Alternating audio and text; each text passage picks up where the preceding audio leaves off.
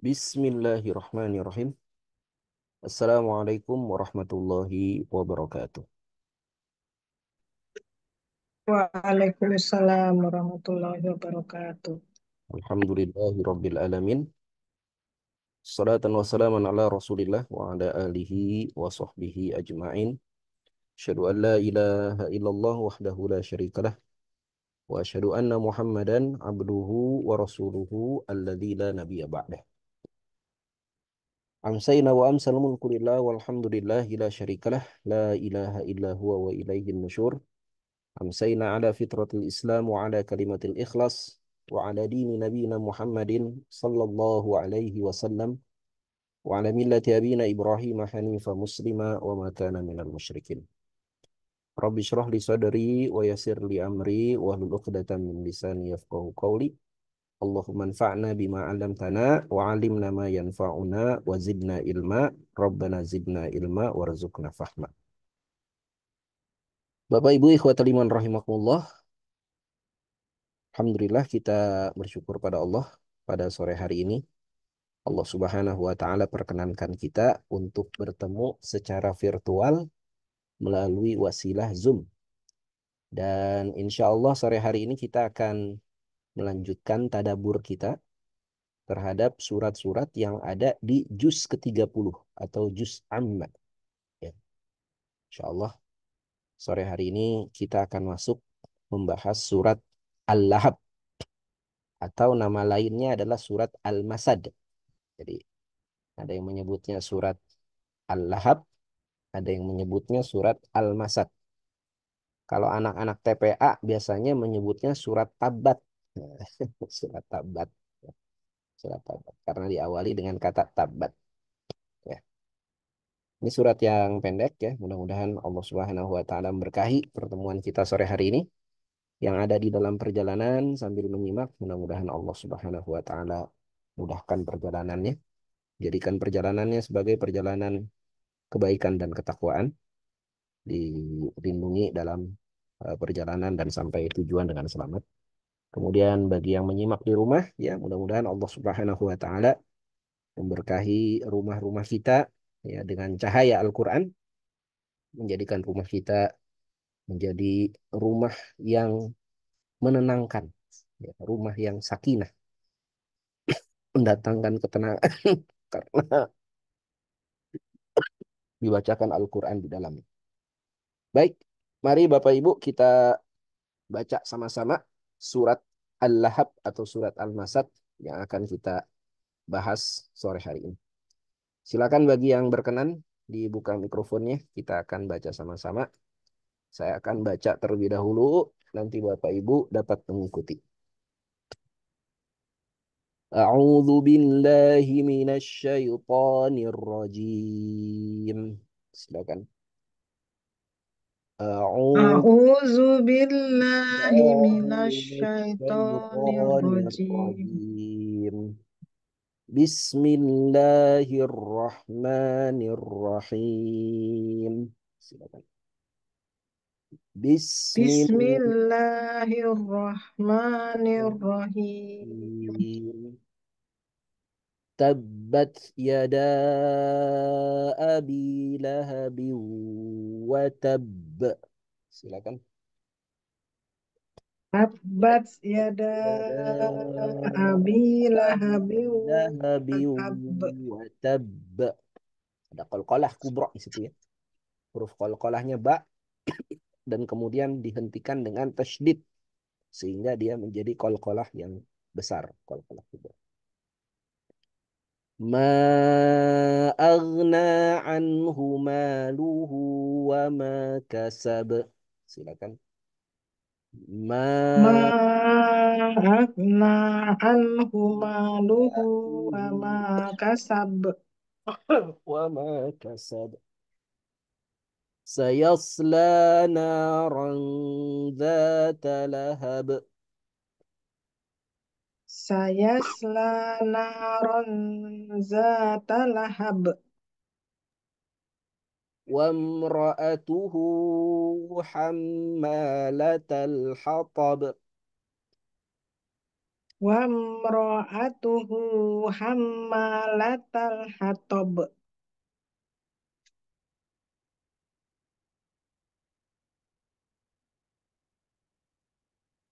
Bang ya. Wa imra'atuhu hammalatal hatab. Wa Wa mra'atuhu imra'atuhu hamma hammalatal hammalatal hatab. hatab. Fi jidiha hablum min masad. Fi Fi jidiha hablum min masad. Baik, Masya Allah. Barakallahu fiik. Maaf ini saya batuk-batuk nih. Jadi inilah Bapak Ibu sekalian surat Al-Masad atau surat Al-Lahab. Surat yang terdiri dari 5 ayat. Ya, terdiri dari 5 ayat. Dan surat ini merupakan surat Makkiyah. Surat yang turun di kota Makkah. Bahkan surat ini turun di awal-awal Nabi Shallallahu Alaihi Wasallam berdakwah di kota Makkah. Kita tahu bahwa Nabi Shallallahu Alaihi Wasallam diangkat menjadi nabi di usia beliau 40 tahun. Dan kemudian sesudah itu beliau Shallallahu Alaihi Wasallam diperintahkan untuk berdakwah secara sirriyah, berdakwah secara selektif, secara sembunyi-sembunyi. Beliau berdakwah secara sirriyah selama 3 tahun dan kemudian sesudah itu beliau berdakwah secara terang-terangan. Nah, awal mula pertama kali beliau berdakwah secara terang-terangan adalah ketika beliau naik ke atas Bukit Sofa. Ya, Bukit Sofa ini bukit yang biasa dijadikan tujuan oleh jamaah ketika melakukan sa'i ya. Sa'i dari Sofa ke Marwa. Ah, dulu bukitnya tinggi ya. Kalau sekarang mungkin bukitnya udah pendek tuh ya. Karena udah terkikis. Ya, Nabi naik ke atas Bukit Sofa ya. Ada lembah di situ yang disebut sebagai lembah Batha ya. Naiklah beliau ke atas bukitnya. Kemudian Nabi berseru, "Ya Sabahah." Ya Sabahah. Ya Sabahah ini secara harfiah artinya wahai pagi-pagi. Itu secara harfiah begitu. Tapi ucapan ya Sabahah biasanya diucapkan oleh seseorang di pagi hari sebagai pertanda datangnya bahaya. Ya, ya Sabahah ini biasanya diucapkan pagi hari untuk menunjukkan adanya bahaya. Maka Nabi berteriak, "Ya Sabahah, ya Sabahah." Dan kita tahu bahwa Nabi Shallallahu Alaihi Wasallam sejak sebelum beliau diangkat menjadi nabi sudah dikenal oleh kaumnya sebagai Al-Amin, sebagai orang yang terpercaya, sebagai As-Sadiqul Masduq, sebagai orang yang ucapannya tak pernah dusta. Ya, sehingga kalau orang tak pernah berdusta, terpercaya, tiba-tiba berteriak mengingatkan akan adanya bahaya, tentu saja banyak orang yang memperhatikan. Banyak orang yang perhatikan ya panggilan Nabi Shallallahu Alaihi Wasallam. Fajtama'at ilaihi Quraisy, maka Quraisy berkumpul ya, menemui Nabi Shallallahu Alaihi Wasallam.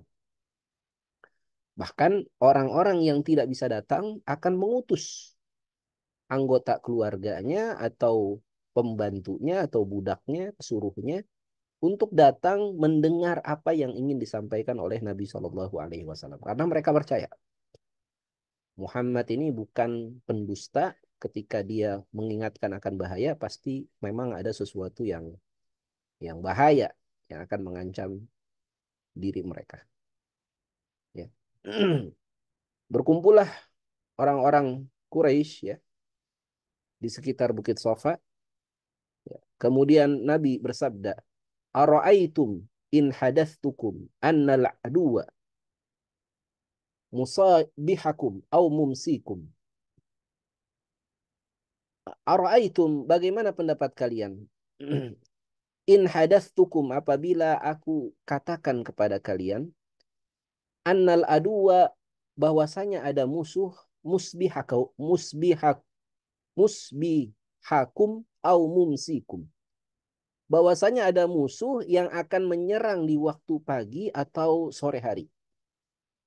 Akuntum tusaddiquni, apakah kalian akan membenarkan ucapanku jika aku beritahu bahwa di balik bukit ini ada musuh yang akan menyerang kalian di sore hari atau pagi hari? Apakah kalian akan membenarkanku?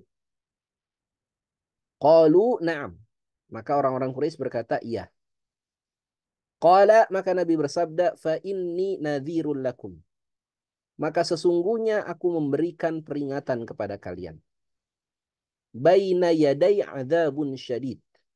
Peringatan akan bahaya adanya azab yang pedih. Ya, jadi Nabi SAW menjelaskan ada satu bahaya yang jauh lebih bahaya daripada bahaya datangnya musuh menyerang kota Makkah di pagi atau sore hari, yaitu bahaya akan adanya azab, ya, akan adanya siksa yang pedih di hari kiamat.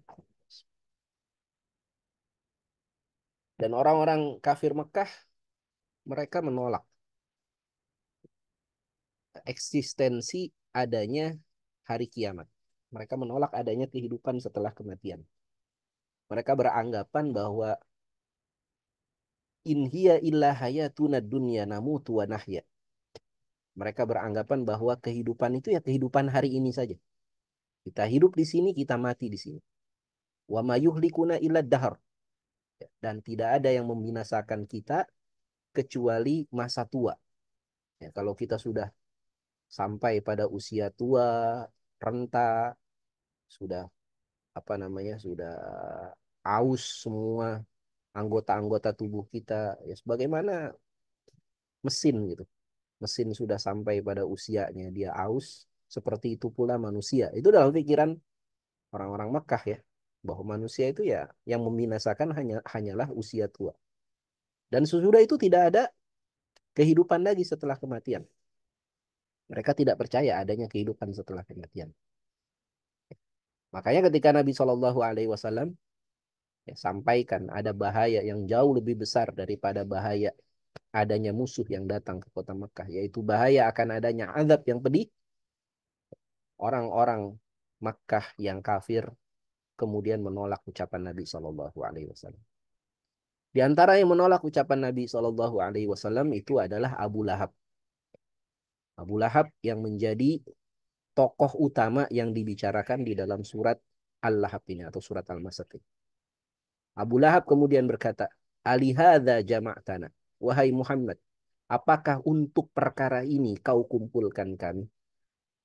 Tabban laka, celaka kamu. Nah, dia mengucapkan itu sambil mengacung-acungkan tangannya. Dalam riwayat yang lain sambil mengibas-ngibaskan tangannya.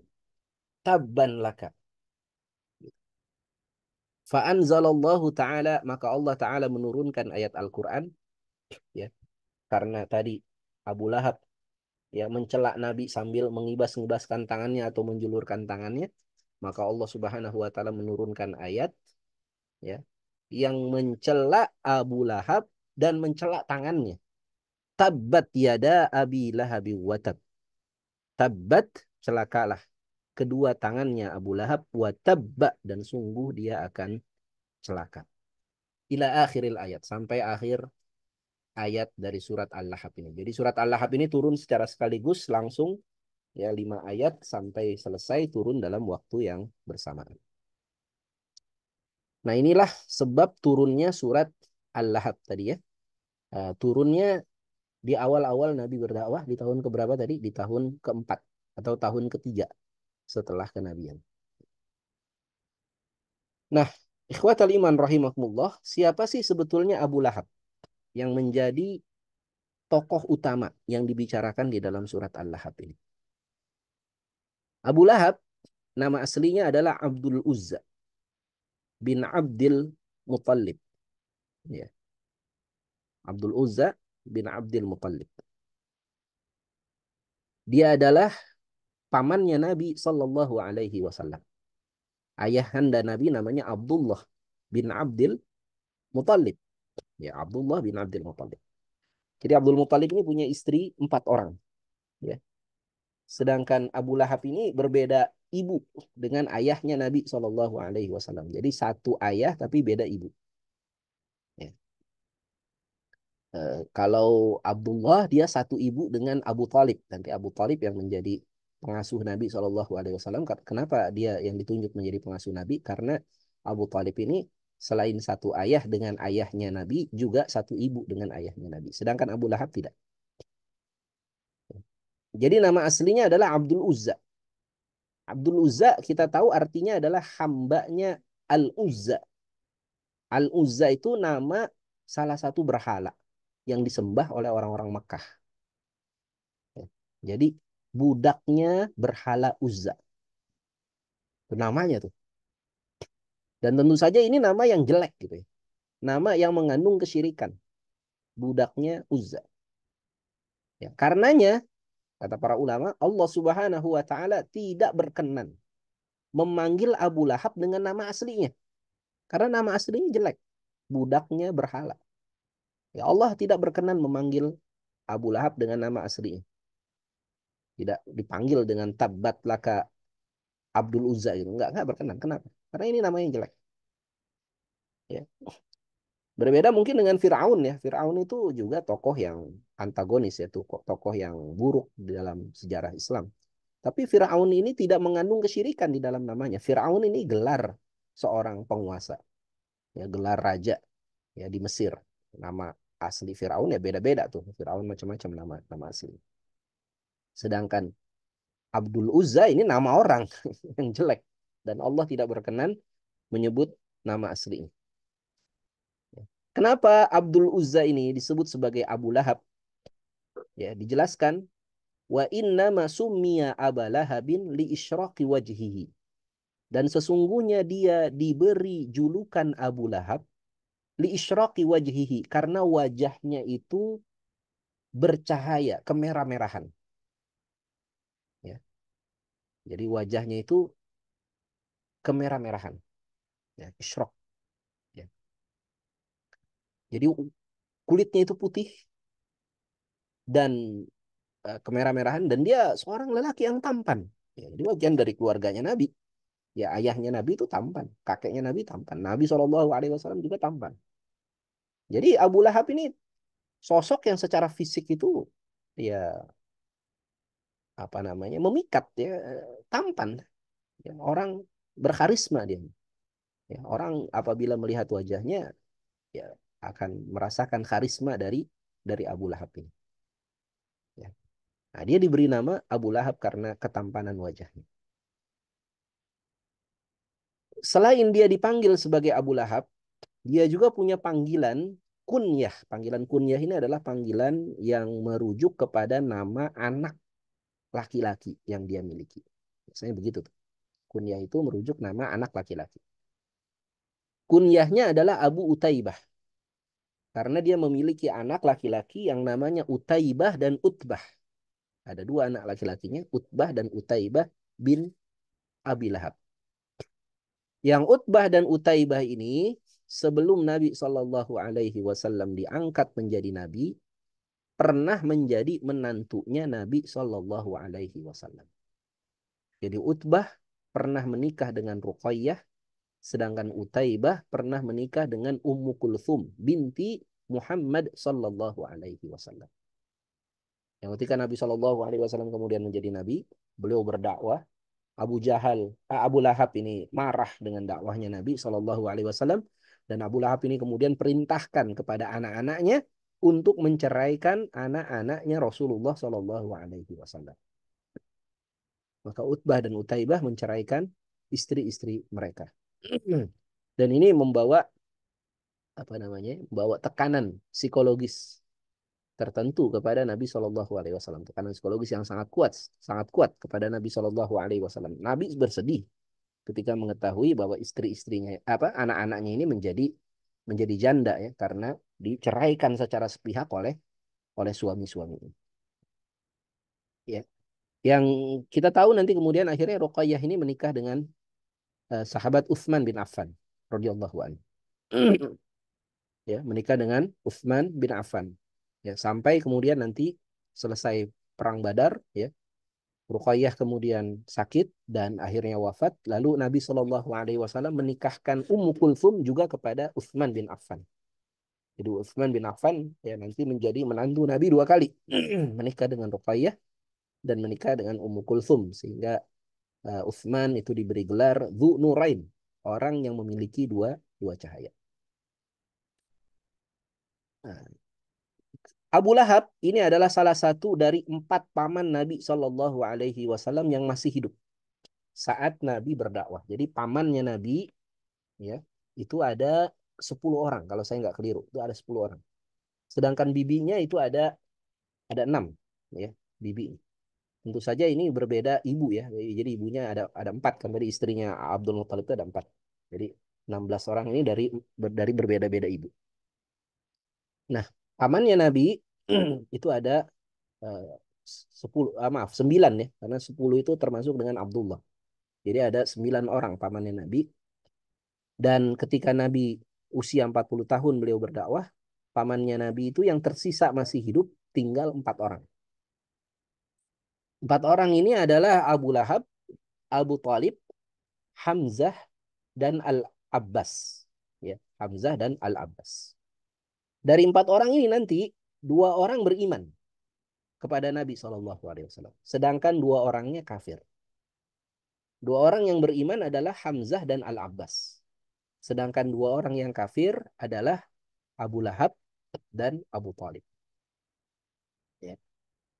Abu Lahab ini ya, bapak-bapak, ibu-ibu, ikhwatal iman rahimahullah, adalah paman Nabi yang sangat sayang kepada Nabi SAW.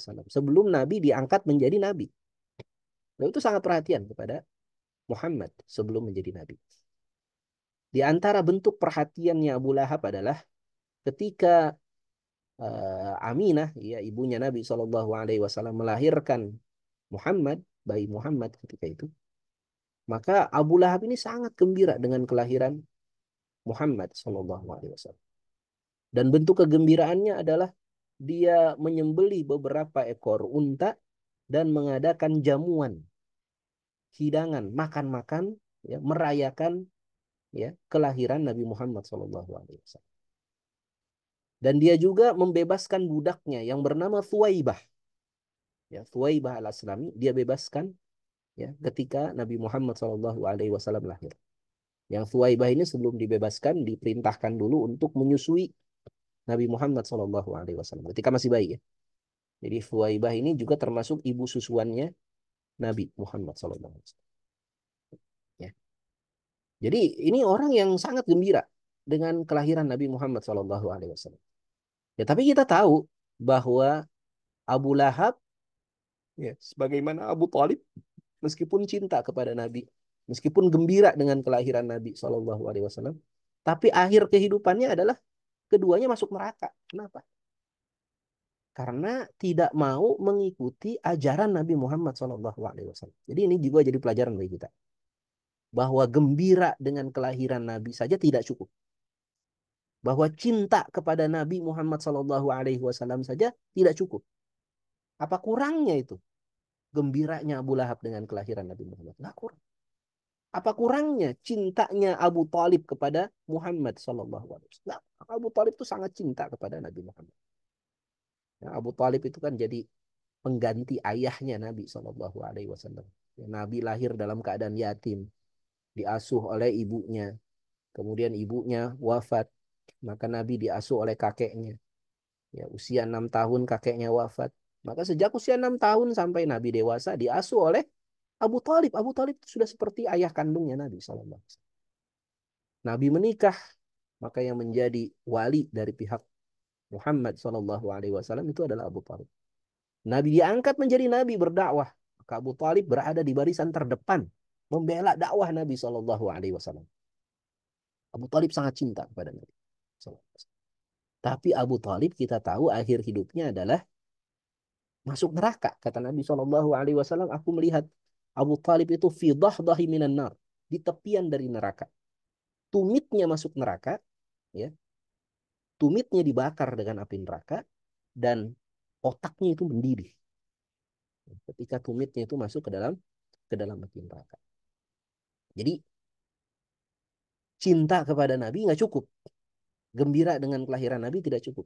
Jika apa? Jika tidak mengikuti ajaran Nabi Muhammad SAW. Nah, ini berbeda dengan dua paman Nabi yang lain. Dua paman Nabi yang lain juga cinta kepada Nabi SAW. Tapi keduanya mengikuti ajaran Nabi Muhammad SAW. Mengikuti sunnah Nabi SAW. Ya, dua paman yang lainnya adalah siapa tadi? Hamzah dan Al-Abbas. Nah, jadi ini pelajaran baik kita. Kemudian istri dari Abu Lahab namanya adalah Arwa bintu Harb bin Umayyah. Ya, Arwa bintu Harb bin Umayyah. Ya, dari namanya kita tahu dia adalah saudaranya atau saudarinya dari Abu Sufyan bin Harb. Abu Sufyan ini nanti tokoh kafir Quraisy yang paling besar permusuhannya terhadap Rasulullah SAW. Abu Sufyan bin Harb. Walaupun nanti menjelang Fatu Makkah, menjelang pembebasan kota Makkah, Abu Sufyan nanti masuk Islam. Dapatkan hidayah, masuk Islam, dan dia menjadi bagian dari sahabat Nabi. Tapi sebelumnya sangat benci kepada dakwah Islam. Nah, jadi istrinya namanya Arwa. Julukannya adalah Ummu Jamil. Ya, Jamil ya kita tahu Jamil itu adalah cantik, indah. Ummu Jamil. Ini istrinya juga wanita yang cantik. Ya, jadi ini bibinya Nabi SAW.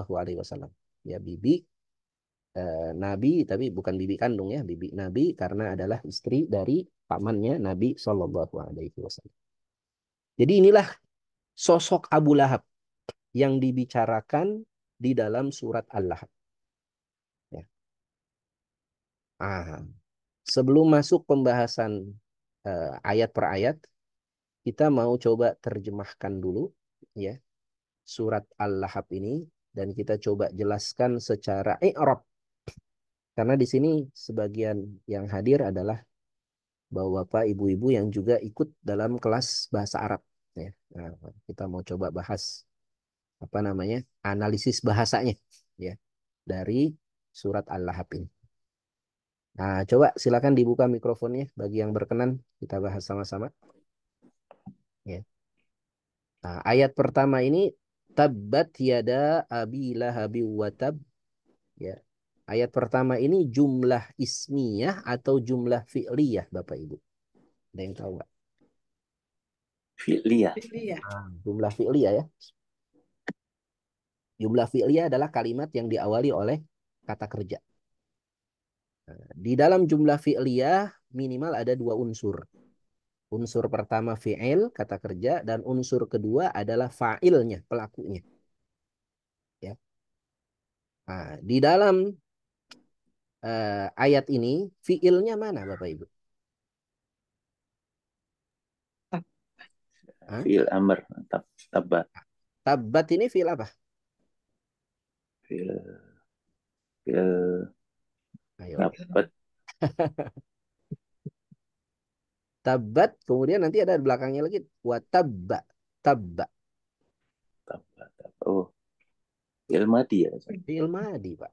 Nah, ini fi'il madi. Kata kerja lampau. Ya. Fi'il madi. Ya. Fi'il madi itu bisa bermakna doa. Fi'il madi itu bisa bermakna doa. Misalnya ya, kita sering mengucapkan jazakallah. Jazakallahu khairan. Ini jaza ini fi'il madi kan? Ya.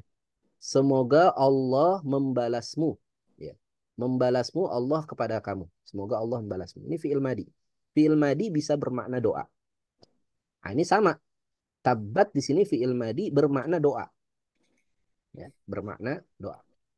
Contoh lagi misalnya fi'il madi yang bermakna doa misalnya rahimakallah. Semoga Allah merahmatimu. Atau barakallah. Barokah ini fi'il madi. Semoga Allah memberkahimu. Apalagi misalnya Pak. Syafaqallah. Syafa itu fi'il madi itu. Syafaqallah. Semoga Allah menyembuhkanmu. Jadi fiil madi bisa bermakna doa. Nah, di sini tabat fiil madi ya. Fiil madi ada fiilnya, ada fa'ilnya. Fa'ilnya apa di sini, Bapak Ibu? Iya. Fa'ilnya hiya. Fa'ilnya hiya, ada perempuan. Hiya di sini merujuk kepada fa'il yang zohir. Ada fa'il yang zohirnya di sini. Ada pelaku yang nampak di sini. Yaitu Yada. yada. Kenapa yada dua tangan ya? Ini asalnya yadani ya. Yadani. Kenapa yada domirnya hiya? Kenapa dua tangan ya? Domirnya kata gantinya adalah hiya, kata ganti perempuan. Manas karena Muhammad. Karena dia anggota tubuh ya. yang Ada berpasangan. sepasang. Ah, anggota tubuh yang berpasangan dianggap muannas. Masih ingat ya? Ini pelajaran Dursulughah dulu. Jadi tabat yadani. Celakalah dua tangan. Nunnya dihilangkan. Kenapa nunnya dihilangkan? Ada yang bisa nebak? Karena dia Mudhof. jadi mudhof. Dia jadi mudhof. Mudhof ilaihnya mana? Mudhof ilaihnya abi. Jadi tangannya disandarkan kepada pemiliknya. Pemilik tangannya siapa? Ayah. Ayah juga ini mudhof. Disandarkan kepada Lahabin. Lahabin jadi Mudhof mudhof. ilaih. Celakalah kedua tangan ayah Lahab. Ya. Wa, wa di sini huruf apa? Jar. Huruf atop. Atau Atau. Kalau huruf jar pasti kasroh tuh. Nah, ini huruf atof ya. Dan artinya. Ya. Tabba. Tabba di sini fi'il madi lagi. Ya. Celakalah kedua belah tangan ayahnya Lahab atau Abu Lahab dan dia celaka. Gitu. Kemudian ayat kedua ini jumlah ismiyah atau jumlah fi'liyah Bapak Ibu?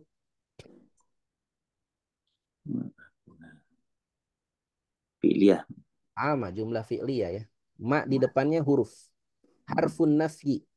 Huruf yang menyatakan tidak. Ini huruf yang menyatakan tidak. Tidaklah agna. Agnanya fi'il. Fi'il apa di sini?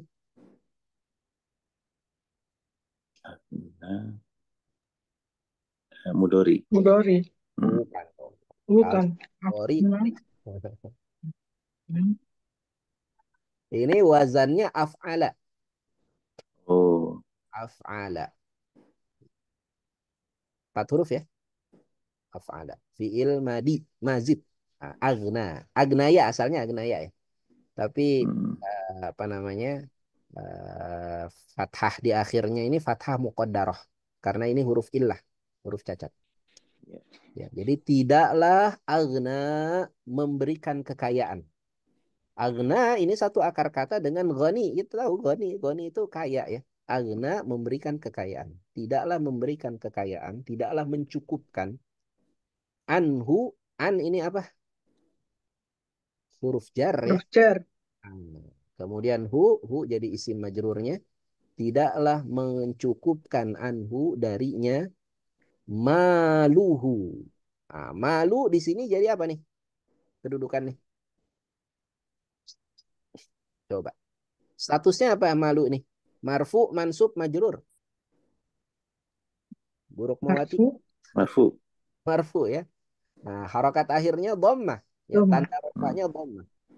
Nah, kalau marfu kedudukannya jadi apa? Kan marfu ada 7 kedudukan tuh.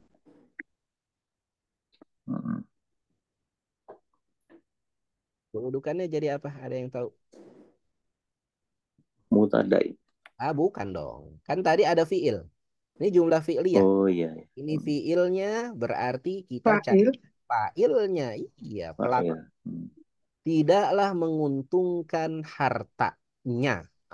Tidaklah menguntungkan atau memberikan kecukupan hartanya. Malu ini fa'il. Dia jadi mudhaf. Mudhaf ilaihnya adalah hu. Wa huruf ataf. Ma ini huruf nafi menyatakan tidak. Kasaba fi'il lagi. Fi'il apa ini? Madi, mudhari, amr. Fi'il madi. Madi. Nah. Sayasla naran dzata lahab. Ini jumlah apa nih? Fi'liyah atau ismiyah? Saya selalu. Sa-nya huruf istiqbal, huruf yang menunjukkan akan datang. Yasla-nya fi'il madi atau fi'il mudhari? Mudori. Mudhari, iya depannya ada Mudhari. ya. Ya. Kita. Sayasla.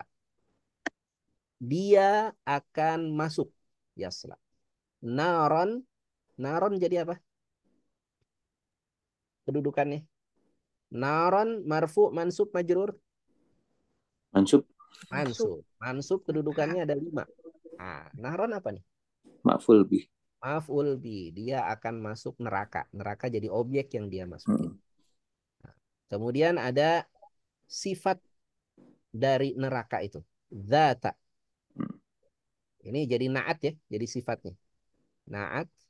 Naat dalam bentuk asmaul khamsah. Ya, kita masih ingat ya. Asmaul khamsah itu ada 5. Ada dhu, fu. Ya, ini dhu nih. Dhu tapi untuk mu'annas zatu. Nah, karena dia mu'annas maka zatu bukan dhu. Dhu itu buat apa? Buat mudzakkar. Musakar. Zatu. Karena ini mansub naran maka dia berubah jadi fathah juga zata.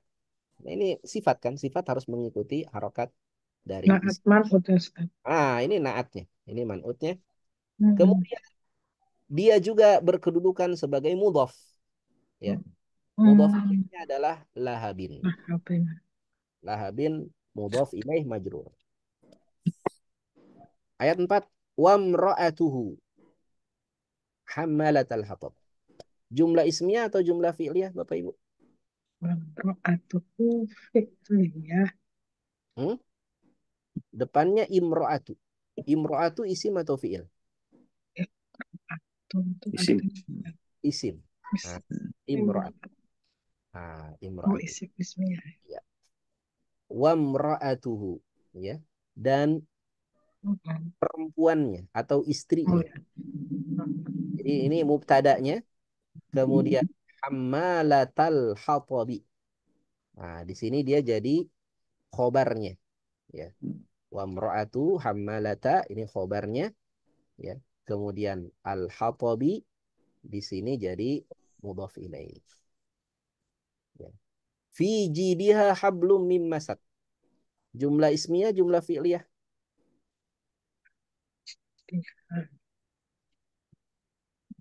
Jidi. Jidi Itu ismiyah. Jumlah ismiyah. Ismiyah. Jumlah ismiyah ada mubtada dan khobar. Mubtadanya yang mana Bapak Ibu? Hablum. hablum. Hablun. Masya Allah. Ini mubtada muakhir. Mubtada yang diletakkan di belakang. Karena di depannya ada huruf jar dan Jar. isim. Jadi ini mubtada muakhirnya hablun. Khobarnya jumlah ismiyah. Khobarnya syibhul jumlah fi jidiha. Ya, kemudian ada jar majrur lagi di belakang. Ini tinjauan bahasanya ya, tinjauan bahasanya. Baik. Jadi secara terjemah tadi tabat ini tadi doa sebetulnya. Celakalah. Semoga Allah berikan kecelakaan kepada dua tangannya Abi Lahab dan ia akan celaka. Tidaklah bermanfaat, tidaklah berfaidah ya, memberikan kecukupan anhu maluhu kepadanya hartanya wa makasaba dan apa yang dia usahakan. Akan yasla dia akan masuk naron ke dalam api neraka dzata lahabin yang menyalah-nyala yang bergejolak wa mra'atuhu dan juga istrinya ya hammalatal hatab sang pembawa kayu bakar fi jidiha di lehernya hablun ada tali min masadin dari masad. Masad ini artinya tali yang dibuat dari serabut kayu. Maka di sini diterjemahkan sabut. Ya. Ada juga yang menerjemahkan masad itu adalah besi. yang dipakai untuk mencucuk hewan. Jadi besi yang dipakai untuk mencucuk hewan di misalnya sapi atau unta atau ya biasanya sapi atau unta dicucuk hidungnya itu dengan besi. Nah, besinya itu juga disebut masad. Nah, jadi itu makna dari masad. Baik. Nah, ini tadi terjemah dan analisa bahasa dari surat Al-Lahab ya, insya Allah. Ada pertanyaan mungkin Bapak Ibu, terutama yang sudah belajar bahasa Arab? Ada pertanyaan nggak mengenai analisa bahasa ini? Bisa ya? Berarti nomor satu tadi ayat satu ini jumlah fi'liyah, ayat dua jumlah fi'liyah, ayat tiga juga jumlah fi'liyah, ayat empat ini jumlah ismiyah, ada mubtada khobar nih. Ayat lima juga jumlah ismiyah. Eh, masih ingat nggak? Kalau di Quran itu kadang ada apa namanya? Ada kata imro'ah, ya. Jadi ada kata untuk menyebutkan istri dengan kata imro'ah. Ya. Dan ada kata yang menyebutkan istri dengan kata zaujun atau zaujatu, zaujun. Bedanya apa? Kenapa di sini pakai imro'ah, tidak pakai kata zauj, tidak pakai kata zaujah. Ya, zaujah kan istri ya, tapi di sini pakai imro'atu. Ya. Karena tidak beriman. Mar'atun itu dari kata mar'atun, Perempuan, perempuan bukan Ustadz perempuannya, ya. perempuannya. Kenapa Mar'atun. nggak disebut zaujatuhu? Kenapa pakai imro'atuhu? Kenapa perempuannya bukan istrinya? Hmm. Walaupun artinya kalau kita terjemahkan istrinya gitu, tapi makna aslinya kan imro'ah itu perempuan dan perempuannya.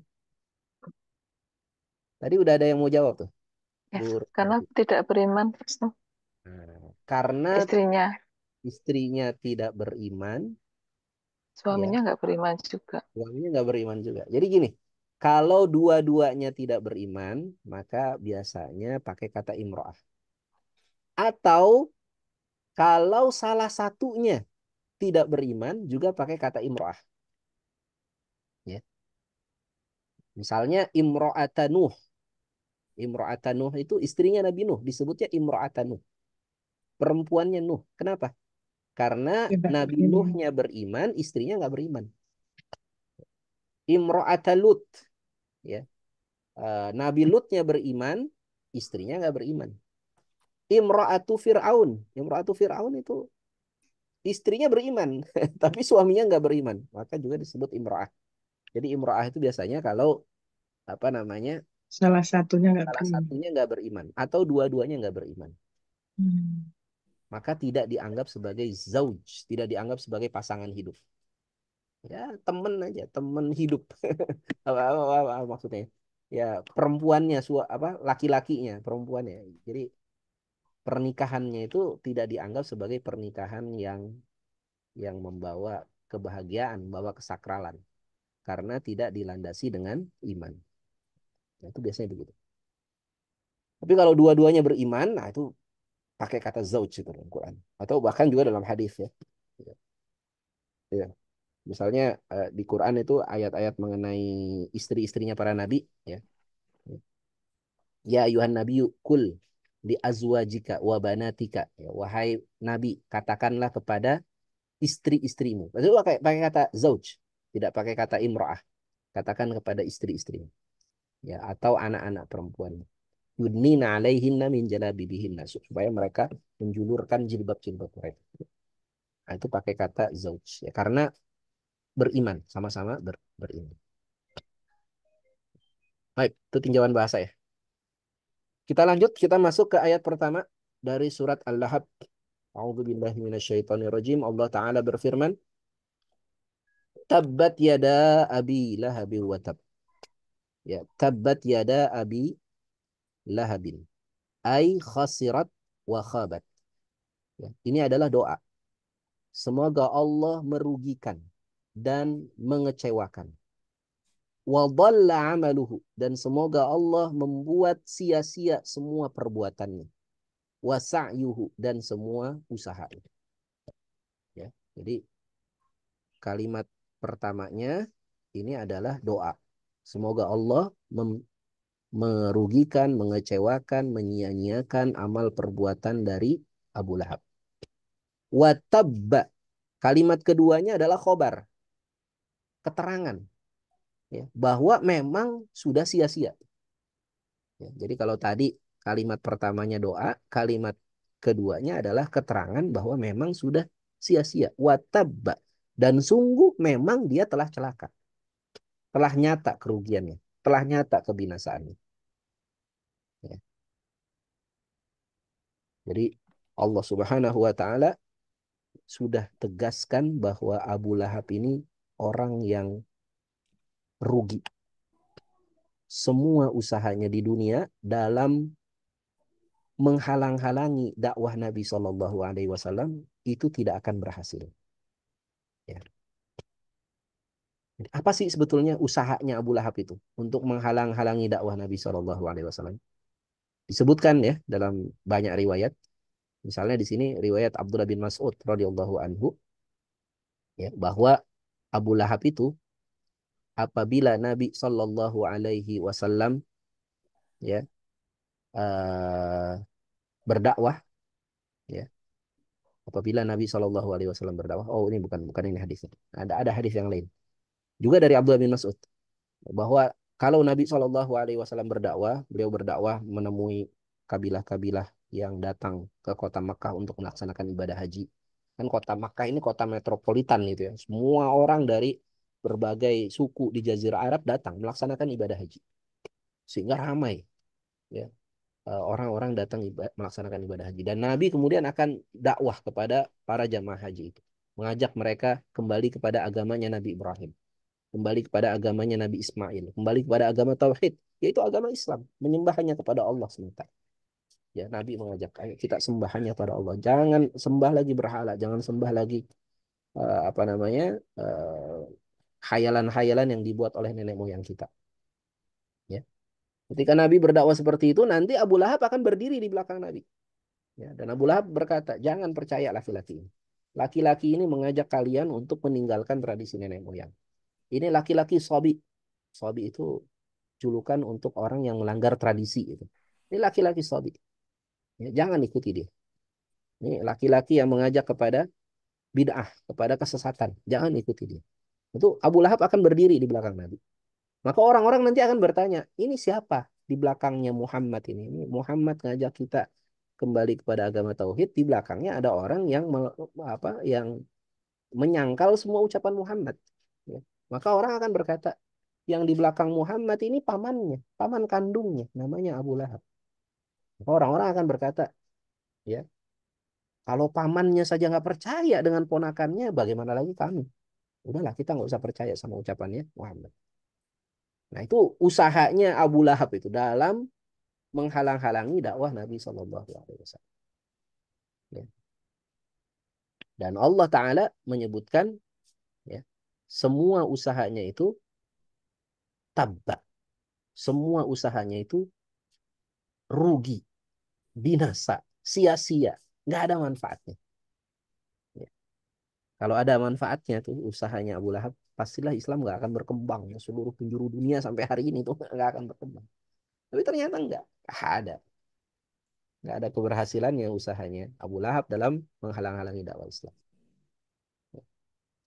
Dan Nabi Shallallahu Alaihi Wasallam mengingatkan kepada Abu Lahab, wahai Abu Lahab, kalau engkau terus melakukan seperti ini, maka engkau nanti akan disiksa oleh Allah.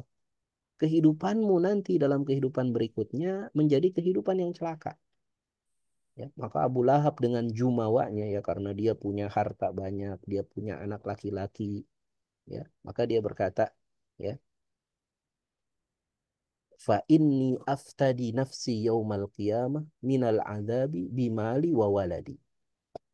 Kalau memang hari kiamat itu ada, kalau memang nanti saya dihukum di hari kiamat, maka saya akan menebus hukuman saya di hari kiamat itu dengan harta saya dan dengan anak-anak saya. Ya, dia jumawa sekali itu, dia sombong sekali. Saya akan tebus tuh. Berapa sih, ya, hukumannya di akhirat itu? Saya akan bayar. Ini kan sama seperti apa namanya perilakunya Firaun ya, para penguasa Mesir juga dulu begitu tuh. Makanya penguasa Mesir itu kalau mau meninggal ya dia bikin bangunan-bangunan mewah, ya, piramid yang besar-besar supaya dia sukses dalam kehidupan berikutnya. Dia bawa hartanya, bahkan bawa pasukannya. Ya. Sebagian raja-raja juga demikian yang dilakukan ya. Kita mungkin pernah melihat ya bagaimana ada raja di Cina itu sampai bikin apa 1.000 pasukan, 1.000 patung pasukan, pasukan terakota itu untuk menemaninya nanti di kehidupan berikutnya. Jadi keyakinan akan adanya kehidupan setelah kematian itu ini memang keyakinan fitrah manusia sepanjang sejarah umat manusia. Ya, secara fitrah mereka meyakini ada kehidupan setelah kematian. Makanya peradaban-peradaban tua zaman dulu juga begitu. Mereka punya keyakinan bahwa kehidupan di dunia ini bukan kehidupan satu-satunya. Kita nanti akan hidup lagi dalam kehidupan berikutnya. Ya. Apalagi kalau kita mengaku sebagai seorang muslim, kita makin yakin betul dengan adanya kehidupan setelah kematian. Ya. Kenapa kita yakin adanya kehidupan setelah kematian? Karena kita yakin bahwa Allah yang kita sembah adalah Allah yang maha adil. Allah yang kita sembah adalah Allah yang maha bijaksana. Ya. Nggak mungkin Allah Subhanahu wa Ta'ala membiarkan kezaliman berlalu begitu saja tanpa dihukum.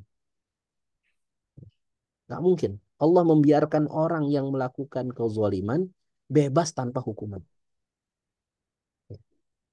Sehingga kehidupan setelah kematian itu wajib ada gitu. Kalau kita yakin Allah itu maha adil. Kenapa? Karena kehidupan di dunia tidak bisa menjamin adanya keadilan. Betul nggak?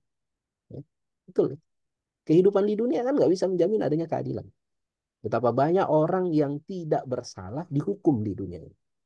Orang nggak salah apa-apa. Tiba-tiba dipanggil Kejaksaan Agung, tiba-tiba dipanggil KPK. Padahal dia nggak salah apa-apa. Atau sebaliknya ada orang yang sudah salah, tapi bebas dari hukuman di dunia. Dia sudah menzolimi orang lain, ngambil harta orang, merampas hak orang lain, bahkan mungkin mengambil nyawa orang, tapi bebas dari hukuman di dunia. Maka keadilan itu tidak akan tegak dalam kehidupan di dunia. Harus ada kehidupan berikutnya untuk menegakkan keadilan. Ya. Oleh karena itu wajib adanya kehidupan setelah kematian. Karena dalam kehidupan setelah kematian itulah kita akan melihat keadilan itu betul-betul ditegakkan. Ya. Allah Malik Yaumiddin. Allah lah penguasa satu-satunya dalam kehidupan setelah kematian. Ya. Jadi ini kita yakin akan adanya kehidupan setelah kematian. Ya. Dan Abu Lahab ketika diancam, hati-hati loh, jangan lakukan kezoliman. Nanti kamu akan dihukum dalam kehidupan setelah kematian. Abu Lahab berkata, saya kalau dihukum saya akan nyogok, karena biasa nyogok ya. Ya. Biasa nyogok dalam kehidupan di dunia itu supaya lepas dari hukuman dia sogok aparat hukum, dia sogok macam-macam. Ya. Ada aja kan oknum yang bisa disogok gitu dalam kehidupan di dunia. Tapi kalau di kehidupan akhirat nggak bisa disogok. Ya. Fa'anzalallahu ta'ala maka Allah ta'ala menurunkan ayat ma aghna anhu maluhu wa makasab. Nggak akan bermanfaat itu hartanya wa makasab dan apa yang dia usahakan. Ya. Apa yang dimaksud wa makasab itu? Ya kata para ulama yang dimaksud wa makasab ai waladahu, yaitu anaknya. Anaknya itu kan hasil usaha dia. Itu nggak akan bermanfaat. Anaknya nggak bisa bela. Hari kiamat itu adalah hari yauma yafirrul mar'u min akhi. Hari di mana seseorang ya lari dari saudaranya yang lain. Di dunia dia bersaudara, berteman, akrab betul. Di akhirat dia akan lari dari saudaranya. Yauma yafirrul mar'u min akhi wa ummihi wa abih. Hari di mana seorang ibu akan meninggalkan anaknya. Wa abih dan juga ayah akan meninggalkan anaknya. Wa sahibatihi wa bani. Hari di mana seorang sahabat akan meninggalkan sahabatnya yang lain. Wa bani dan juga hari di mana seorang anak akan meninggalkan orang tuanya. Likulli imri'in minhum yawma idzin sya'nu yughni. Setiap orang nanti akan bertanggung jawab atas perbuatannya masing-masing. Hari kiamat. Ya. Saya sering berikan ilustrasi gitu ya Bapak Ibu sekalian. Betapa mengerikannya nanti kita berdiri di hadapan Allah di hari kiamat, mempertanggungjawabkan semua perbuatan kita. Sebagaimana kita di dunia, kalau punya kesalahan, ya, kalau kita punya kesalahan, misalnya kita bawa mobil gitu ya, atau bawa motor, bawa kendaraan, kita terobos lampu merah, kita lakukan kesalahan. Tiba-tiba di depan lampu merah ada polisi. Ya. Kita tahu kita salah, depan kita ada polisi. Kira-kira hati kita itu bagaimana tuh Pak?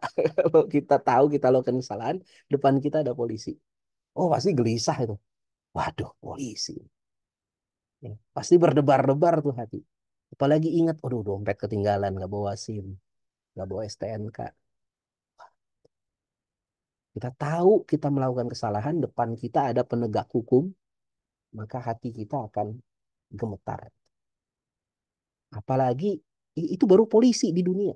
Apalagi kalau kita berhadapan dengan Allah Subhanahu wa taala nanti di akhirat. Kita sadar kita banyak kesalahan, depan kita Allah taala minta pertanggungjawaban atas apa yang kita lakukan. Dan Allah tahu apa yang kita lakukan. Ya. Dan kita berhadapan-hadapan langsung dengan Allah. Walaisa bainana wa bainahu turjuman, nggak ada lagi penerjemah, nggak ada lagi apa eh, perantara, nggak ada. Allah tanya kepada kita.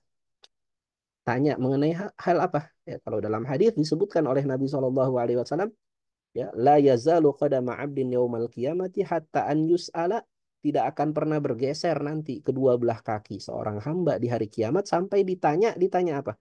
An umrihi fi ma'afnah, ditanya umurnya, usianya, waktunya selama ini habis untuk apa?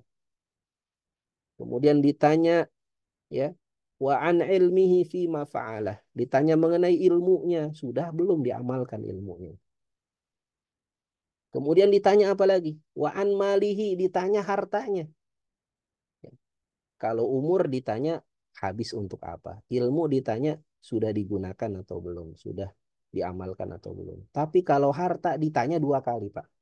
Wa an malihi min ainat tasabahu, ditanya dari mana tuh harta diperoleh? Dari jalan halal atau dari jalan haram? Dari jalan benar atau dari jalan yang buruk?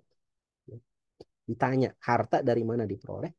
Yang kedua, ditanya lagi, ya, min ainat tasabah wa fi ma anfaqah, ditanya untuk apa dibelanjakan. Jadi jangan mentang-mentang kita beranggapan, wah ini harta halal nih saya peroleh dengan jalan yang halal, kerja keras. Ya, bebas lah, tergantung saya nih mau saya gunakan untuk apa. Oh enggak Pak. Allah juga tanya, itu harta digunakan untuk apa? Karena harta kita itu hakikatnya adalah titipan dari Allah. Ini semuanya ini Allah nitip kepada kita. Maka Allah tanya, itu harta digunakan buat apa? Ya. Karenanya jangan sampai ada harta kita itu yang kita belanjakan untuk sesuatu yang haram. Ya. Kalaulah ada harta kita yang kita gunakan untuk yang makruh, itu kita upayakan sedikit mungkin kita gunakan untuk yang makruh. Ya. Ya, kita berharap harta kita ini lebih banyak kita belanjakan untuk hal yang wajib, ya, dan hal yang sunnah. Ini kan kita belajar apa namanya tak apa tingkatan-tingkatan hukum itu. Ada yang mubah, ada yang haram, ada yang halal, ya, ada yang wajib, ada yang makruh, ada yang sunnah. Ini supaya kita punya skala prioritas, ya, dalam membelanjakan harta kita. Jangan sampai ada harta kita, ya, yang keluar untuk yang haram, atau kalau keluar untuk yang makruh sebaiknya sesedikit mungkin. Yang mubah jangan banyak-banyak. Banyakin yang wajib dan yang sunnah tuh keluar harta kita. Kemudian yang keempat, Allah tanya kepada kita apa? Yang keempat, wa anjismihi. Allah tanya kepada kita fisik yang Allah titipkan pada kita, mata kita, telinga kita, ya, lidah kita, tangan kita, kaki kita, paru-paru, empela, empedu, macam-macam, ginjal, jantung, itu semua Allah tanya pada kita. Ya, wa anjismihi fi ma'ablah, Allah tanya, ya, tubuh kita itu kita gunakan untuk apa? Masya Allah. Ya. Di hari kiamat Allah minta pertanggungjawaban dari kita, dan tidak ada yang bisa menolong kita, bahkan harta kita, anak kita itu tidak bisa menolong kita. Ma'agna anhu maluhu wa ma kasab. Kemudian ayat ketiga ini yang dahsyat, Bu, Pak, ya. Ayat ketiga ini kata para ulama membuktikan bahwa Al-Quran ini benar datang dari Allah, bukan ciptaan Muhammad. Ayat ketiga ini berisi mukjizat Al-Quran. Apa di ayat ketiga Allah berfirman? Sayasla naran dzata lahab. Ya.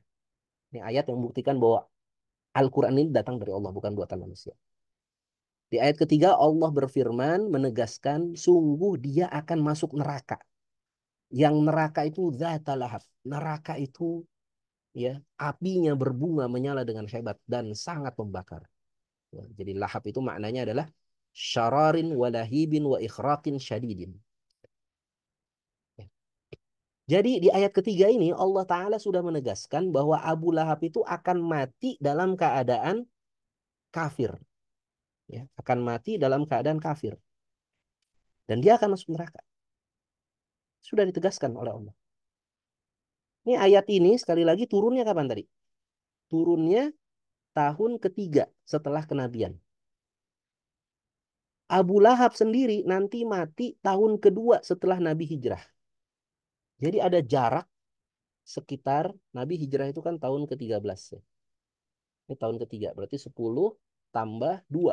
Ada jarak sekitar 12 tahun antara ayat ini turun dengan kematiannya Abu Lahab.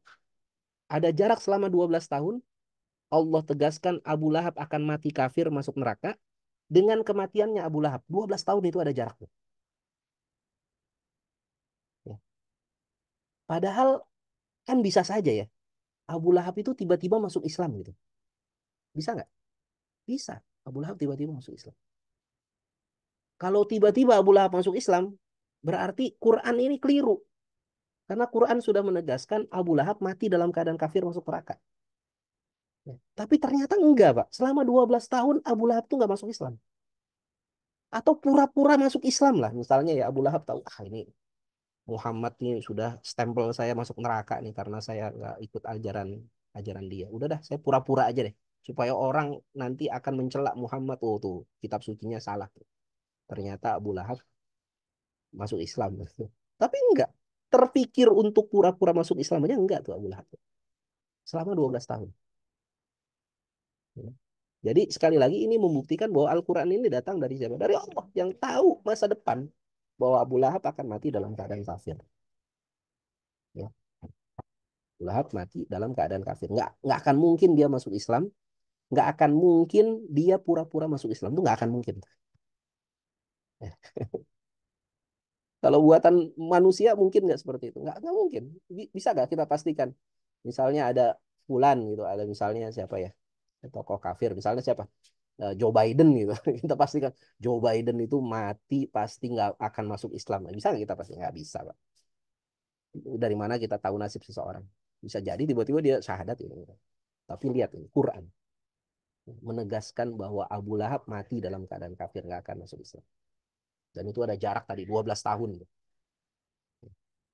Maka ini bagian dari i'jaz. Mukjizat Al-Quran. Ya. Saya dengar podcastnya Mas siapa ya? Anaknya Cak Nun itu. Anaknya Cak Nun tuh dulu sempat ateis katanya dulu itu. Mas Sabrang ya. Mas Noe, namanya siapa Noe kalau nggak salah. Nah, beliau sempat ateis, sempat nggak percaya sama Tuhan. Kemudian akhirnya dia masuk Islam lagi. Setelah apa? Setelah baca surat Al-Lahab. Setelah baca surat Al-Lahab. Setelah baca ayat ketiga surat Al-Lahab dan dia pelajari, ini dahsyat ini. Al-Quran sudah menegaskan seseorang itu mati dalam keadaan kafir 12 tahun sebelum kematiannya. Ya. Dan ternyata betul gitu. Ya, Abu Lahab itu mati dalam keadaan kafir ya sebagaimana ditegaskan 12 tahun sebelumnya. Jadi Abu Lahab itu nanti matinya itu di tahun kedua setelah hijrah sesudah kaum muslimin selesai perang Badar ya, dia menderita sakit kusta. Ya, jadi badannya itu membusuk sehingga keluarganya pun tidak mau mendekati Abu Lahab. Istrinya nggak mau dekat, anaknya nggak mau dekat. Sampai akhirnya dia mati dalam keadaan membusuk dan orang-orang kemudian membuat lubang untuk menguburkan Abu Lahab dan mereka apa namanya eh, mendorong tubuh Abu Lahab dengan tombak supaya masuk ke dalam lubang itu. Demikian apa demikian ya miris ya demikian demikian mengenaskan ya nasibnya Abu Lahab ketika dia mati. Tubuhnya membusuk, orang tidak mau mendekati tubuhnya dan akhirnya tubuhnya didorong dengan kayu untuk masuk ke dalam lubang dan kemudian akhirnya dia dikubur. Ya, dia dikubur di satu tempat yang bernama Jabal Abu Lahab, Gunung Abu Lahab. Konon sampai sekarang tuh masih ada tuh Jabal Abu Lahab. Ya, dan kata orang-orang yang tinggal di Mekah itu, kalau orang lewat Jabal Abu Lahab itu masih tercium bau bau busuk, bau busuk dari jenazahnya Abu Lahab. Nah, itu di Jabal Abu Lahab di sekitar pegunungan Abu Lahab. Kemudian ayat yang keempat, wa mra'atuhu. Ya, Allah kemudian menyebutkan tentang istrinya. Istrinya juga dipastikan mati dalam keadaan kafir. Ya, padahal istrinya nanti matinya jauh lebih lama lagi dari Abu Lahab. Ya, dia mati sekitar 15 tahun berikutnya. Ya, setelah perang Khandaq. Ya, wa mra'atuhu, dan istrinya juga hammalatal hatab. Istrinya juga adalah pembawa kayu bakar. Ya. Sebagian ulama menyebutkan bahwa yang dimaksud dengan pembawa kayu bakar ini bukan makna harfiah. Bukan makna harfiah istrinya ini sering bawa-bawa kayu bakar. Bukan. Karena istrinya Abu Lahab ini wanita bangsawan. Dia bukan wanita miskin yang pekerjaannya kasar, bukan. Dia wanita bangsawan. Dia punya pembantu, dia punya budak. Ya. Sehingga dia tidak membawa kayu bakar sendiri untuk memenuhi kebutuhan rumah tangganya. Tidak. Jadi membawa kayu bakar ini sebetulnya adalah kiasan. Ini kata para ulama ya. Kata Imam Mujahid, Ikrimah, ya, kemudian Al-Hasan, Al-Basri, Qatadah, Al-Thawri, As-Suddi. Ini para ulama-ulama tafsir berpendapat bahwa yang dimaksud dengan Hammalat al-Hatab adalah kanat tamshi bin namimah. Hammalat al-Hatab yang dimaksud adalah istrinya Abu Lahab ini sering membawa namimah. Namimah itu membawa permusuhan. Sering menyebarkan berita permusuhan. Sering menggosip, sering mecah belah orang, sering membuat orang itu saling bermusuhan. Ya. Ini makna hammalat al-khatab. Atau kalau menurut Imam Ibnu Katsir rahimahullah ta'ala, yang dimaksud dengan hammalat al-khatab adalah istrinya Abu Lahab ini tahmilul hatab fatulki ala zaujiha. Istrinya Abu Lahab ini membawa kayu bakar untuk membakar suaminya nanti di neraka. Ya, jadi perilaku istrinya ini menjerumuskan suaminya untuk masuk neraka. Liyazdada ala ma huwa fih. Sehingga siksaan Abu Lahab di neraka itu akan makin besar. Karena apa? Karena pengaruh istrinya. Ya, jadi ini Abu Lahab jadi buruk, ya memang hakikatnya dia sudah jadi buruk ya, dia memang orang yang kafir, orang benci kepada Rasulullah. Tapi kebenciannya makin bertambah-tambah karena dikipas-kipasin sama istrinya gitu. Jadi istrinya membuat dia ya makin benci terhadap dakwah Islam. Nah, ini hati-hati. Jangan sampai kita memiliki pasangan atau kita jadi pasangan, kita jadi istri dari suami kita atau kita jadi suami dari istri kita yang menyebabkan istri kita atau pasangan kita atau suami kita ya celaka nanti di akhirat karena perbuatan kita. Naudzubillah min dzalik. Jangan sampai seperti itu. Jangan sampai kita malah menjadi faktor yang menjerumuskan pasangan hidup kita. Ya, menjerumuskan pasangan hidup kita ke neraka. Oleh karena itu Allah Subhanahu wa taala ingatkan ya dalam Al-Qur'an surat At-Taghabun, ya ayyuhalladzina amanu wahai orang-orang beriman, inna min azwajikum, sesungguhnya ada di antara pasangan-pasangan kalian. Jadi azwaj ini bukan hanya istri ya, bisa jadi suami. Sungguhnya ada di antara pasangan-pasangan kalian. Wa auladikum, ada juga di antara anak-anak kalian. Aduwalakum, yang nanti akan menjadi musuh buat kalian. Musuh di mana? Musuh di akhirat. Kalau di dunia mungkin bermesraan, ya, mungkin harmonis di dunia. Tapi nanti di akhirat bermusuhan. Kenapa? Karena saling menuduh, saling menuduh. Nih saya maksiat nih gara-gara kamu nih, gara-gara papa. Si suami bilang gara-gara mama, ya. Bapaknya bilang ini gara-gara anak-anak nih. Anak-anak bilang ini gara-gara bapak. Oh, saling bermusuhan nanti di akhirat. Fahdharuhum. Oleh karena itu waspadalah. Ya, jangan sampai ya nanti bermusuhan di akhirat. Wa in ta'fu wa tasfahu wa taghfiru fa innallaha ghafurur rahim. Maka jika kalian saling memaafkan di dunia, ya, saling tenggang rasa, saling mohon ampun kepada Allah, ya, memutus semua rantai dosa, enggak lagi mau memelihara dosa di dalam rumah tangga. Fa innallaha ghafurur rahim. Maka sesungguhnya Allah Maha Pengampun lagi Maha Penyayang. Ujian kita bukan hanya dari pasangan atau anak, tapi juga ada ujian kita dari harta. Innama amwalukum wa auladukum fitnah. Sesungguhnya harta kalian dan anak-anak kalian juga bisa menjadi cobaan.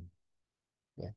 Karena ada orang ketika belum punya harta, ya dia masih taat pada Allah, masih rajin ibadahnya. Tapi ketika sudah Allah berikan kesenangan, ya harta yang banyak, melimpah, dicukupkan semua kebutuhannya, dia lupa pada Allah. Hati-hati, jangan sampai harta ini juga jadi fitnah, jadi ujian keimanan bagi kita. Wallahu indahu ajrun adzim. Yang terakhir, ayat kelima. Allah Ta'ala berfirman, fi jidiha hablum min masad. Di lehernya, di leher istrinya ini, ada hablum min masad. Ada tali yang terbuat dari sabut. Ya. Wa qad qala ba'du ahli ilmi fi qawlihi ta'ala fi jidi hablum min masad ay fi unuqiha hablun fi nari jahannam. Sesungguhnya di lehernya itu terikat tali nanti di neraka. Turfa'u biha ila syafiriha. Yang dengan tali itulah nanti ia akan dilemparkan ke dalam neraka, thumma yurma biha ila asfaliha. Ya, dia akan diangkat ke pinggir neraka kemudian dilemparkan ke dalam dasar neraka. Thumma kadzalika daiman. Seperti itulah seterusnya dia akan mengalami siksaan di neraka. Nauzubillah min dzalik. Ya, ini siksaan untuk siapa? Untuk istrinya Abu Lahab. Karena tadi dia mendukung suaminya dalam memusuhi dakwah Islam dan dia sangat benci kepada Rasulullah SAW. Ada riwayat yang menyebutkan di antara kebiasaannya Ummu Jamil ini, ya, istrinya Abu Lahab, adalah dia sering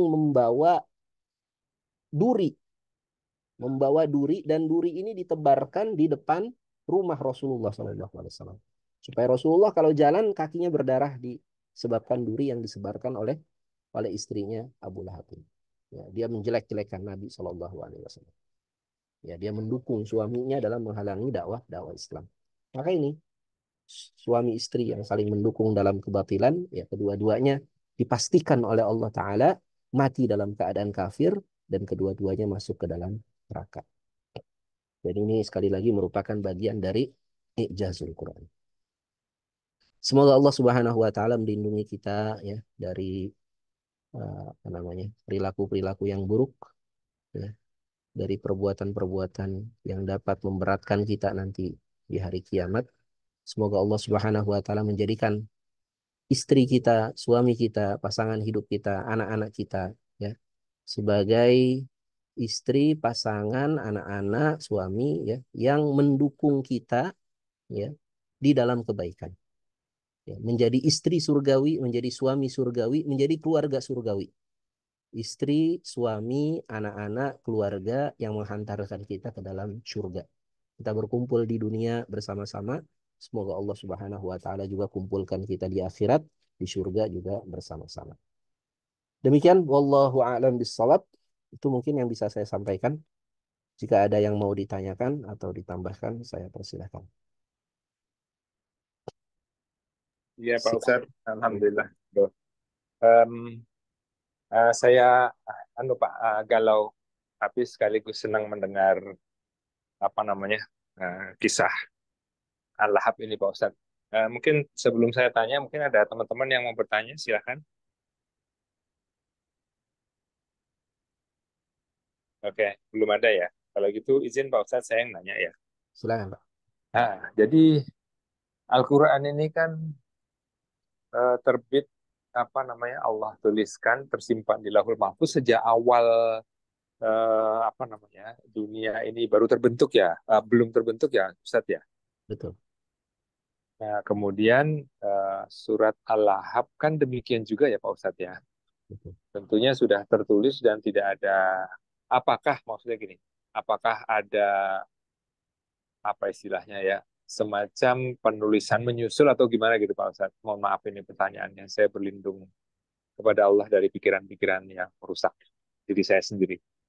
Jadi eh, saya terpikir bahwa karena Al-Lahab itu sudah dibentuk, sudah diterbitkan sejak awal ya Pak Ustadz, maka Abu Lahab ini tidak bisa berkelit daripada takdir yang sudah digariskan, demikian juga istrinya Pak Ustadz. Hmm. Saya mohon ampun nih Pak Ustadz, apakah seperti ini ya, kan tidak bisa dianya berubah kecuali itu memang Allah sudah tetapkan, gariskan, atau Allah rubah. Begitu Pak Ustadz. Mohon apa namanya Pak Ustadz, mohon pikiran saya ini dapat apa ya, ditenangkan lah Pak Ustadz terhadap kondisi begini. Iya, Buntutnya saya khawatir nanti saya dituliskan apa ya di iya, Lauhul Mahfuz gitu betul. ya. Iya, Itu Pak Ustadz. Silahkan Pak Ustadz. Mohon maaf. iya. Masya Allah. Ini pertanyaan bagus. Dan ini memang pertanyaan abadi. Pertanyaan abadi itu pertanyaan apa ya? Maksudnya pertanyaan yang evergreen gitu. Pertanyaan yang selalu ditanyakan. Pertanyaan mengenai takdir. Kalau takdir itu telah ditetapkan, apakah perlu kita ikhtiar? Apakah perlu kita berusaha? Kalau takdir sudah ditetapkan, mengapa Allah Ta'ala ciptakan surga dan neraka? Mengapa Allah tetapkan ada seseorang yang masuk surga, Allah tetapkan seorang masuk neraka, dan untuk apa lagi kita beribadah? Kalau memang takdir sudah ditetapkan. Jadi ketika kita membahas takdir, yang pertama kita wajib yakin bahwa Allah Ta'ala sudah menetapkan takdir kita. Itu yang pertama. Kita wajib yakin Allah Ta'ala sudah menetapkan takdir kita. Apakah apa namanya, sengsara kita atau bahagia kita itu sudah ditetapkan oleh Allah. Ya, Allah sudah tetapkan takdir kita. Dan Allah tahu mengenai takdir kita. Jadi sudah ditetapkan dan Allah tahu. Ya, itu yang pertama. Kemudian yang kedua, meskipun takdir ini sudah ditetapkan dan Allah sudah tahu, tapi Allah Subhanahu wa Ta'ala tutup buku takdir ini dari manusia. Sehingga hal yang kedua yang patut kita yakin adalah buku takdir ini tidak ada yang tahu selain Allah. Catatan di dalam takdir manusia atau takdir alam semesta ini tidak ada yang tahu kecuali Allah. Yang kedua, kita nggak tahu takdir kita seperti apa. Kita tidak tahu takdir kita seperti apa. Kemudian yang ketiga, ya, dalam bicara tentang takdir, kita wajib sebagai orang beriman, kita wajib berprasangka baik kepada Allah. Kita wajib berprasangka baik kepada Allah. Ya. Dan Allah Subhanahu wa Ta'ala menegaskan, ana fi zonni abdi. Aku itu sesuai dengan prasangka hamba-hambaku. Jika hambaku berprasangka baik kepadaku, maka itulah takdir yang akan terjadi. Ya, kita wajib berprasangka baik kepada Allah. Jadi nggak boleh kita berprasangka buruk. Ah, kayaknya takdir saya ini masuk neraka nih. Ah, itu prasangka buruk tuh. Wah, ini kayaknya memang udah ditakdirkan nih saya buat maksiat nih. Enggak, itu prasangka buruk gitu. Ya. Wajib kita berprasangka baik kepada Allah. Ya. Karena kita tidak tahu takdir kita seperti apa. Karena kita diwajibkan berprasangka baik kepada Allah, maka kita masuk ke poin yang keempat. Ya.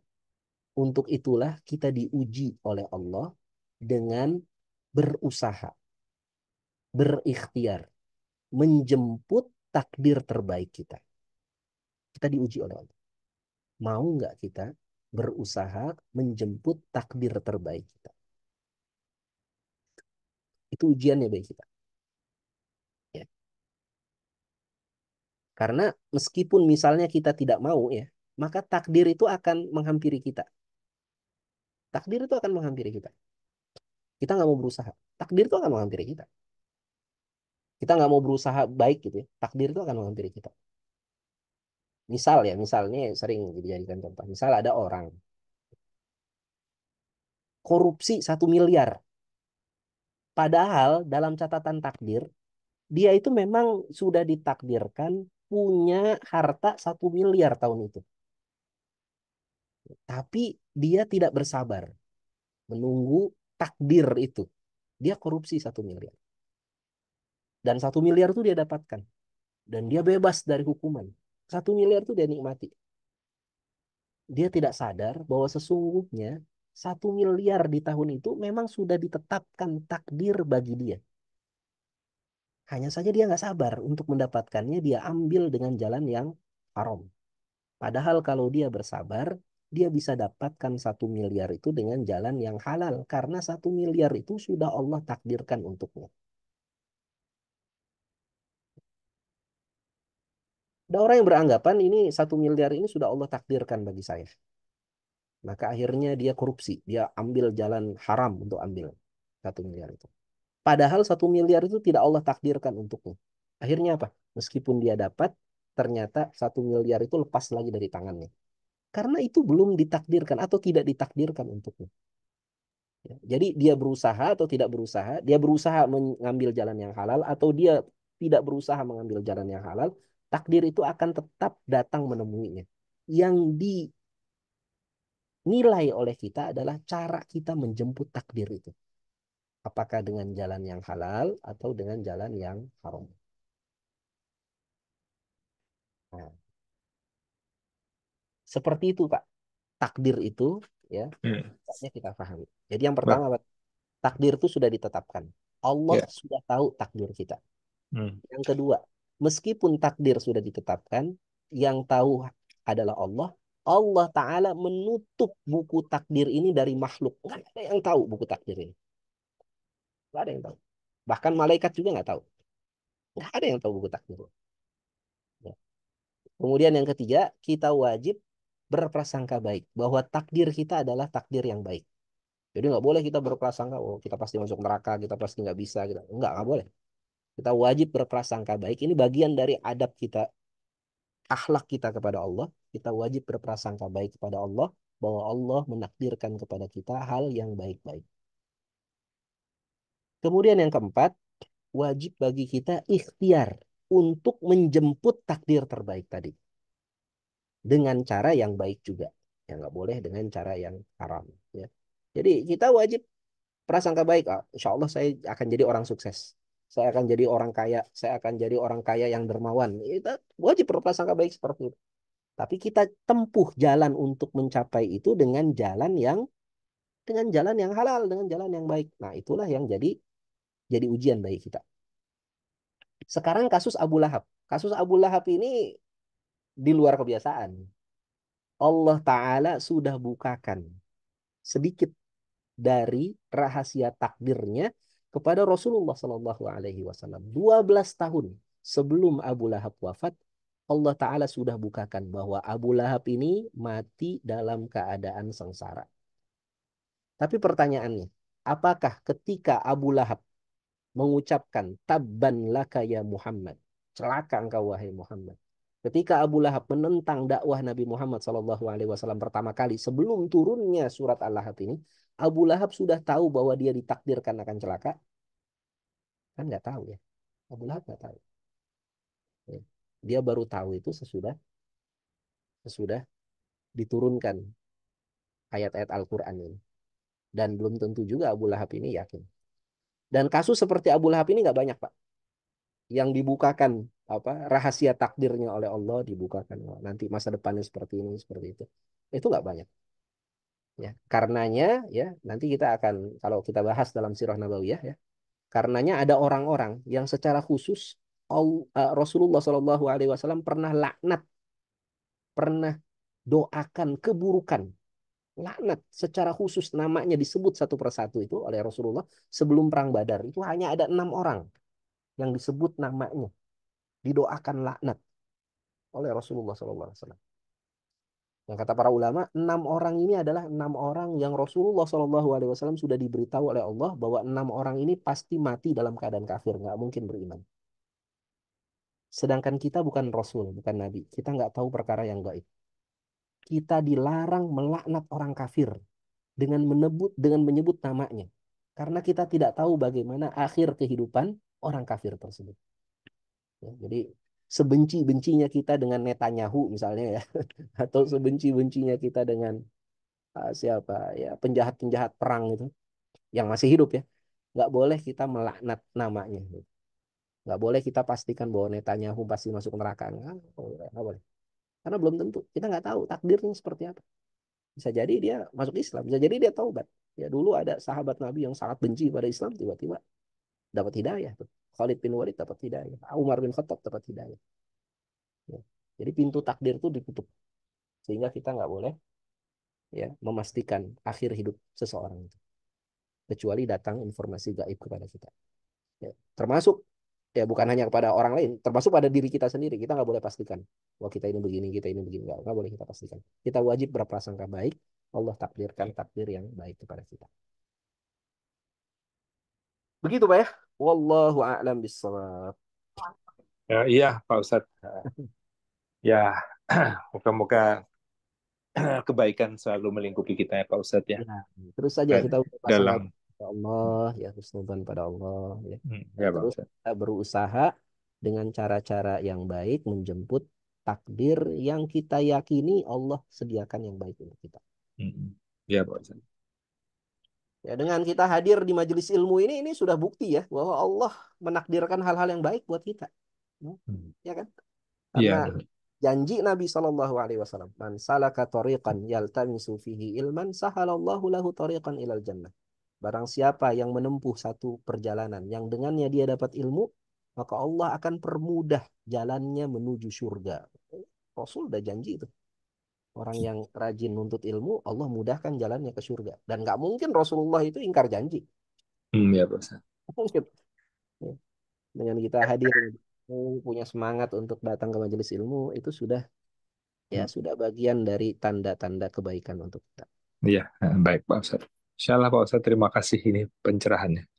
Sama-sama. Baiklah, mengingat waktu Pak Ustadz, mohon didoakan bagi kita semua di sini, keluarga, orang tua, rekan-rekan yang mungkin sedang sakit, sedang kesulitan gitu ya, maupun yang sudah menduli kita semua Pak Ustadz, untuk kebaikan kita termasuk negeri kita juga ini Pak Ustadz. Insyaallah. Baik Bapak-bapak, Ibu-ibu, ikhwatal iman rahimahullah. Semoga Allah Subhanahu wa taala berkahi pertemuan kita sore hari ini. Semoga siapapun di antara kita yang sedang sakit, ya Allah Subhanahu wa taala sehatkan kita, sembuhkan kita, angkat penyakit dari diri kita, berikan kesabaran kepada kita. Ya, atau mungkin keluarga kita, ya, kerabat kita sedang sakit, dan kita juga merasakan kesedihan atas sakitnya keluarga kita tersebut. Semoga Allah Subhanahu wa taala angkat penyakitnya, berikan kesabaran pada diri kita, ya, pada keluarga kita, dan berikan pahala terbaik ya, dari kesabaran yang telah kita upayakan tadi. Ya, siapapun yang memiliki hajat-hajat yang baik, ya, keinginan-keinginan yang baik, cita-cita yang baik, semoga Allah Subhanahu wa taala kabulkan semua hajat-hajat baik kita. Siapapun di antara kita yang mungkin sedang ya mengalami kesulitan secara finansial, kesulitan ekonomi, sedang terlilit hutang, semoga Allah Subhanahu wa taala ya lunaskan hutang-hutang kita, bebaskan kita dari belenggu ya kesulitan-kesulitan finansial. Allah yang Maha Kaya, Allah yang Maha mencukupi semua kebutuhan kita. Semoga Allah Subhanahu wa taala ampuni semua dosa-dosa kita, dosa orang orang tua kita, dosa anak-anak kita, dosa keturunan kita, dosa orang-orang yang pernah berjasa memberikan kebaikan kepada diri kita. Ala hadhihi wa kulliyatin salihah al-Fatihah. A'udzu billahi alamin. Ar-Rahman Ar-Rahim Maliki Yawmiddin. Iyyaka na'budu wa iyyaka nasta'in. Ihdinas siratal mustaqim. Siratal ladzina an'amta 'alaihim ghairil maghdubi 'alaihim waladdallin. Bismillahirrahmanirrahim. Alhamdulillahi rabbil alamin. Hamdan syakirin hamdan na'imin hamdan yuwafi ni'mahu wa yukafi'u mazidah. Ya Rabbana lakal hamdu kama yanbaghi li jalali wajhikal karim wa 'azimi sultanik.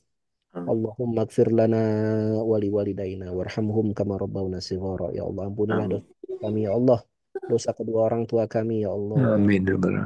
dosa orang-orang beriman ya Allah. Allahumma amin.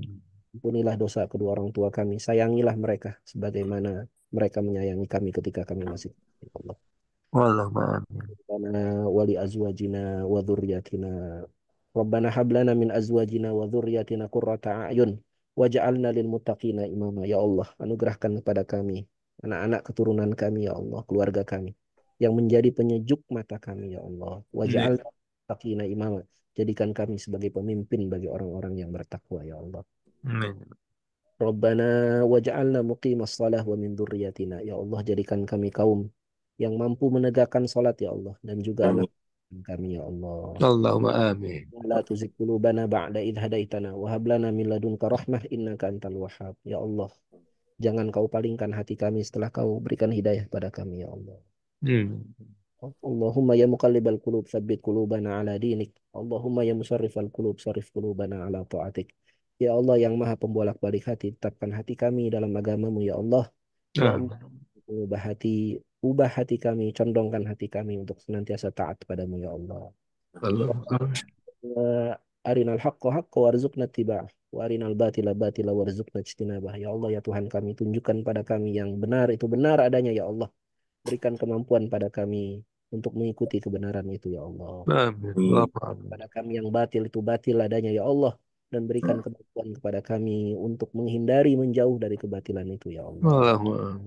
Rabbana atina fid dunya hasanah wa fil akhirati hasanah wa qina adzabannar.